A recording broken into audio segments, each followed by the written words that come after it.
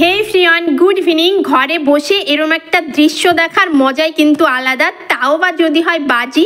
বাজি দেখতে মোটামুটি আমরা কম বেশি সবাই ভালোবাসি, ফাটানোর চাইতে এটা দেখার মজাই আলাদা। তো এখানে সামনেই ছিল বিয়ে বাড়ি। আমরা যেখানে বাড়ি করেছি এখানে বেশ কিছু বাড়ি মুসলিম রয়েছে, বাট তাছাড়া কিন্তু এটা হিন্দু পাড়া নামেই চেনে। ইভেন এর নামও তোমার জয়রামপুর, হিন্দুদের নামের মতোই। আমরা যেখানে বাড়ি করেছি আমাদের গ্রাম কিন্তু বলতে হয় জয়রামপুর। তো যাই হোক, ওখানে ছিল একটা বিয়ে বাড়ি। তো আমরা তো ঘরে বসে আহিলকে লেখাপড়া করাচ্ছিলাম, তো হঠাৎ দেখি বাজির আওয়াজ। তো বাইরে বেরিয়ে এলাম বারান্দাতে, এসে দেখি এত সুন্দর বাজি ফাটানো হচ্ছে। তো ভাবলাম একটুখানি ক্যামেরাটা অন করে চলো তোমাদের সঙ্গে শেয়ার করি। আর বাজি দেখাতে গিয়ে ইন্ট্রোটা দিতেই ভুলে গেছি। আমি শাহনাজ, আর আমার চ্যানেল শাহনাজ লাইফস্টাইলে সকলকে অনেক স্বাগত আর অনেক ভালোবাসা। আই হোপ সকলে সুস্থ আছো, ভালো আছো, আর আমরাও কিন্তু দুর্দান্ত রয়েছি। তো আমার যদি বলো যে হিন্দু বিয়েবাড়ির সবচাইতে কোনটা বেশি ভালো লাগে, তো সবচাইতে বেশি ভালো লাগে এই বাজি ফাটানোটা। এত ভালো লাগে, যদিও আমি কখনো সেভাবে কাছ থেকে হিন্দু বিয়েবাড়ি তো যাইনি, কখনো দেখিও নি কখনো। তো এখন এখানে বাড়ি করার সুবাদে বলতে পারো দেখতে পাচ্ছি। একদমই কিন্তু আমার বাড়ি যেখানে রয়েছে সেখান থেকে 30 সেকেন্ড লাগছে না এই বাড়িটা যেতে। তো আমরা এখন একটুখানি বেরিয়েছিলাম বাজার, আর রাস্তার ওপর এই দিক দিয়ে যেতে হচ্ছে। তো ভাবলাম যে চলো যেতে যেতে একটুখানি ভিডিও করে নিই। আর এখানটাতে এসে আমার আরও ভালো লাগছে, এত লাইটিং আর লাউড মিউজিক, সমস্ত তোমার ভাইরাল যে গান, তো সেই গানে এখানে মিউজিক বাজছিল। গানগুলো দিতে পারবো না, তাহলে কপিরাইট চলে আসবে, সেই কারণে এত ভালো লাগছিল। ওর পাপাকে বলছিলাম একটুখানি দাঁড়িয়ে দেখাও, তো বায়না করাতে একটুখানি 2-1 মিনিট আমাকে দাঁড় করিয়ে এখানে একটুখানি দেখিয়েছে। তো যাই হোক, এখন আমি রেডি হচ্ছি। দেখো এখন যাব একটুখানি নেমন্তন্ন বাড়ি। তো পাশেই রয়েছে নেমন্তন্ন বাড়ি। আসলে আমি আমার ভুল বলবো না কি কার ভুল বলবো আমি জানি না। তো নেমন্তন্ন করে গিয়েছিল একদিন আগে। তো আমি ভেবেছি হয়তোবা শুধু আমাকেই করেছে।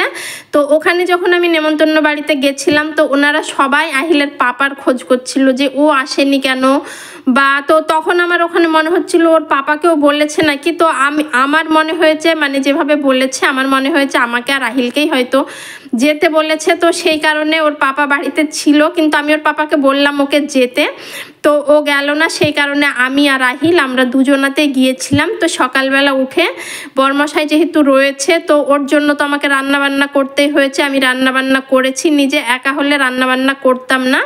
তো রান্নাবান্না করে ঘরের যত যা কাজ ছিল সমস্ত সেরে নিয়েছি। আর উপরে এখন অনেক জামা কাপড় রয়েছে ভেজানো, যেগুলো এখনও কাচা হয়নি। তোর পাপা বলল যে তুমি চলে যাও, ওগুলো আমি কেচে দিচ্ছি, কেননা অলরেডি খাওয়া দাওয়া স্টার্ট হয়ে গেছে।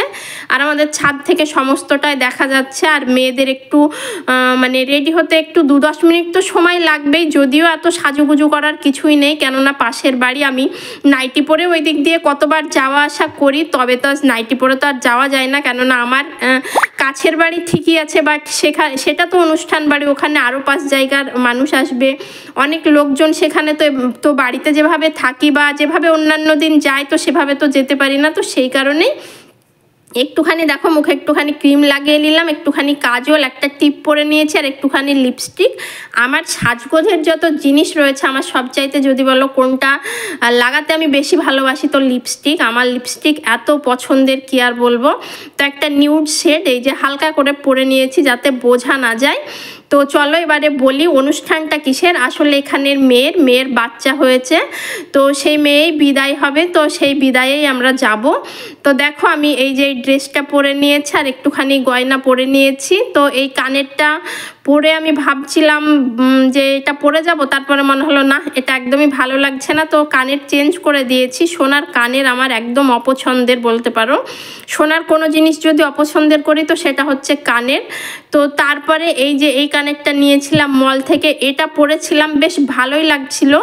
তো তারপরে আমি আবার কনফিউশনে পড়ে গেছি যে কোনটা পরবো, সোনারটা পরবো না এটা পরবো। প্রথমে তো দুটো নিয়ে মানে ভাবছিলাম যে কোনটা পরবো। তারপরে এই যে আরও একটা কানের আমার হাতে এসেছে, দাঁড়াও তোমরা একটুখানি পরে দেখতে পাবে। তারপরে এখন 3টে কানের নিয়ে পড়ে গেছি বিপদে। এই যে দেখছো যে আমি কোনটা পরবো। তারপরে ভাবলাম যে না, আহিলের পাপাকে ও এলে ওকেই জিজ্ঞাসা করব কোনটা পরবো। তো ফাইনালি পরে গেছিলাম এটাই। ওর পাপা বলল যে না, এটাই বেশি ভালো লাগছে, এটাই পরে যাও। তো এখন চুলটা চিরুনি করব, করে চলে যাব। তাহলে ওখানে খেতে খেতে আমার চুলটাও মোটামুটি শুকিয়ে যাবে। আহিলকে রেডি করাতে হবে, ওকে স্নান টান করিয়ে দিয়েছি, ওকে এখনও রেডি করানো হয়নি। আর এই যে স্টলটা যেটা বিয়েতে নিয়েছিলাম, এর আগে একটা বিয়ে বাড়ি গেছিলাম তখন, তো সেটা এখানে দেখো এভাবে নিয়ে নিয়েছি। আর এবারে চলো গিফটটা দেখাই। তো এই যে কালকে একটুখানি বেরিয়েছিলাম সন্ধ্যাবেলা করে, তো এই গিফটটা আনতে যাওয়া হয়েছিল বাজার, ওই কারণেই বিয়েবাড়ির সামনে দিয়ে যেতে হয়েছিল বলে তোমাদের একটুখানি শেয়ার করতে পেরেছি। তো ওখানে গিয়ে আর ক্যামেরাটা অন করা হয়নি। তো এই যে বাচ্চার জন্য এই ড্রেসটা নিয়ে এসেছি, কেমন হয়েছে বললো। খুব সুন্দর, ভীষণই সফট আর ভীষণই সুন্দর এই ড্রেসটার। বাচ্চাটা এত কিউট, এত সুন্দর দেখতে, মানে ওকে পরে না দারুণ লাগবে, দারুণ। ও যখন আমার বাড়ির সামনে দিয়ে যায় বা ওকে কেউ কোলে করে নিয়ে যায়, আমি হা হয়ে দেখি। মানে বাচ্চারা, ছোট বাচ্চারা সবাই দেখতে এমনি সুন্দর লাগে, ওদের এমনি সুন্দর লাগে, তার উপর এই বাচ্চাটাকে আমার অনেক বেশি ভালো লাগে। তো চলো আমি একদমই রেডি হয়ে গেছি। এবারে চলো দেখাই কোন বাড়িটাতে যাব। এই যে আমার পেছনে দেখছো গাড়িগুলো রাখা রয়েছে, ওই যে নতুন দোতলা যেটা হয়েছে, ছাদ এখনো হয়নি, তো ওই বাড়িটাতেই যাব। এবারে আহিলকে রেডি করাতে হবে। ও ক্যারাম, এই ক্যারামটা কিনে আমি এত বিপদে পড়ে গেছি। সারা দিন ধরে ক্যারাম খেলে, বিশ্বাস করো, মানে একা একা, ওর সঙ্গে কে খেলবে, কেউ খেলার নেই। আমি তো কাজে মানে বিজি থাকি। ওর পাপা থাকলে ওর পাপা হয়তো একবার খেলে, আর না হলে ও বলবে একবার আহিল, একবার আহিলের মাম্মাম, কি বলবে একবার আহিল, একবার আহিলের পাপা। ও নিজেই কিন্তু মারবে, আর লুডো হোক বা ক্যারাম হোক, ও নিজেই মারবে আর নিজেই এভাবে বলবে আর খেলবে। তো দেখো আমাদের রেডি হতে হতে আহিলের পাপাও চলে এলো, আর ওকেই আমি বলছিলাম যে এই কানেরটা পরবো নাকি, তো বললো বেশ ভালো লাগছে। তো এভাবেই যাব। আর আহিলকে উপরে একটু পরিয়ে দিলাম, ঠান্ডা ফান্ডা লাগতে পারে, এমনিতে আমার ছেলে ভীষণ পচা, ঠান্ডা লাগার ধাত রয়েছে। আর ক্যামেরাটা প্রথমে ভাবছিলাম নিয়ে যাব না, কেননা ক্যামেরা মানে ফোন আমি হারিয়ে ফেলি, ফোন রেখে চলে আসি, আমার খুব বাজে অভ্যাস রয়েছে। তো এর আগে যখন আমি বাজার যেতাম, যার সঙ্গেই যেতাম, আহিলের পাপা ওকেই বলতো যে মোবাইলটা দেখে রেখো, মোবাইলটা নিয়ে এসো। আমার এত ভুলো মন, তো তারপরে বললো নিয়ে যাও। তো ভালোই যে নিয়ে এসেছিলাম বলে একটুখানি ভিডিও তোমাদের সঙ্গে শেয়ার করতে পেরেছি। প্রথমেই দেখো স্যালাড দিয়ে দিয়েছে, আর তারপরে দিয়েছে আলুর চিপস, আর এখানে দিয়েছিল একটা ছেঁচড়া। আর এইদিকে আহিলকে আমি মেখে দিচ্ছি। আমি ভাবতেই পারিনি যে ও নিজে হাতে খাবে, বিশ্বাস করো। ওকে খাওয়াতে গিয়ে আমারই খাওয়া হয় না। একটা অনুষ্ঠান বাড়িতে সবাই খায়, তো সবার সঙ্গে একসঙ্গে খেয়ে উঠতে হবে। আমি তো আর বসে বসে ওকে অনন্তকাল ধরে খাওয়াতে পারি না। তো সেই কারণে ওকে বলেছি যে তুমি খাওয়া স্টার্ট করো, আমি খেয়ে নিয়ে তারপরে যে কটা থাকবে তোমার খাওয়াবো। তো ওকে আর আমার খাওয়াতে লাগেনি, ও নিজেই সমস্তটা খেয়ে নিয়েছে। আমার ছেলের এই একটা ভালো গুণ দেখছি, কোনো অনুষ্ঠান বাড়ি বা কোথাও গেলে ও নিজে হাতেই, মানে সবার সঙ্গে একসঙ্গে বসেই কিন্তু খাওয়াটা কমপ্লিট করে।